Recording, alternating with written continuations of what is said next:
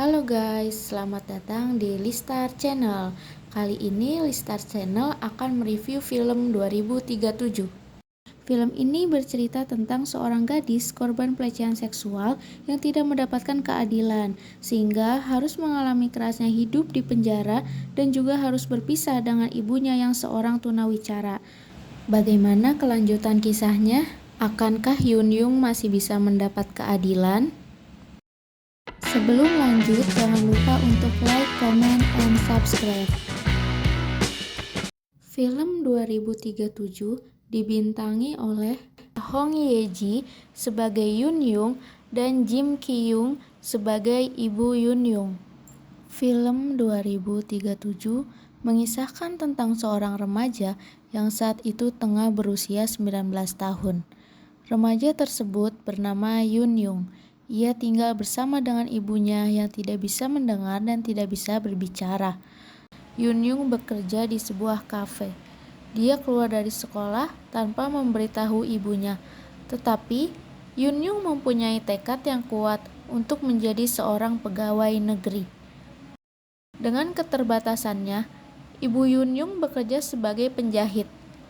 Suatu hari, ada seorang pria yang berbicara seperti melecehkan Yun Yung.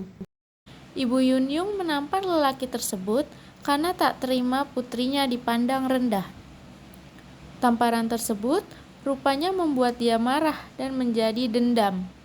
Emosi lelaki itu tidak terbendung lagi, sehingga dia melakukan tindakan asusila kepada Yun Yung saat gadis tersebut telah pulang bekerja. Setelah melampiaskan nafsunya, lelaki tersebut mengancam Yun Yung untuk tidak bercerita kepada siapapun. Tak lama, Ibu Yun Yung terdengar berteriak memanggil nama Yun Yung. Seketika, rencana jahat lelaki tersebut muncul. Dia ingin melakukan tindakan asusila juga kepada Ibu Yun Yung lalu membunuhnya. Tak ingin sang ibu dijahati, Yun Yung mengambil sebuah batu dan memukul kepala lelaki tersebut dari arah belakang. Yun Yung tidak cukup memukulnya sekali. Dia melampiaskan emosinya dengan memukul kepala lelaki tersebut berkali-kali hingga tewas.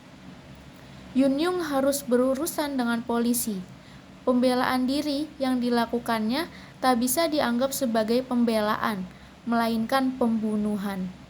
Yun Yung mendapatkan hukuman 5 tahun penjara. Sang ibu histeris mendengar vonis yang dijatuhkan hakim. Namun, sang ibu tak berdaya untuk membela putrinya. Yun Yung yang punya cita-cita mengikuti ujian pegawai negeri pun harus dipenjara dan harus mengalami kerasnya hidup di penjara. Sebagai tahanan termuda, Yun Yung cukup disambut baik oleh teman satu selnya. Dia mendapatkan nomor 2037 sebagai nomor identitasnya di penjara. Yun Yung banyak belajar dari teman-teman tahanannya. Selama berada di penjara, Yun Yung terus memikirkan sang ibu. Dia juga sering mengirimkan surat untuk sang ibu tercinta. Perlahan, Yun Yung mulai dapat beradaptasi dengan lingkungan penjara yang keras. Meskipun suasana di dalam penjara begitu keras, namun Yun Yung mendapatkan hubungan persahabatan yang sangat kuat dengan teman tahanan satu selnya. Mereka berjuang bersama dan saling menguatkan untuk keluar dari jeratan hukum kasus pelecehan seksual tersebut. Kedatangan sang ibu ke penjara untuk menjenguknya secara tidak langsung membuat Yun Yung kembali punya harapan dan tujuan. Ketika keadaan mulai membaik, tubuh Yun Yung tiba-tiba saja demam. Kemudian, dia dibawa ke rumah sakit oleh petugas tahanan, dan dokter mengabarkan sesuatu yang mengejutkan. Menurut dokter, Yun Yung tengah hamil selama 6 bulan. Mendengar kabar tersebut, Yun Yung histeris sampai harus diisolasi di sel terpisah.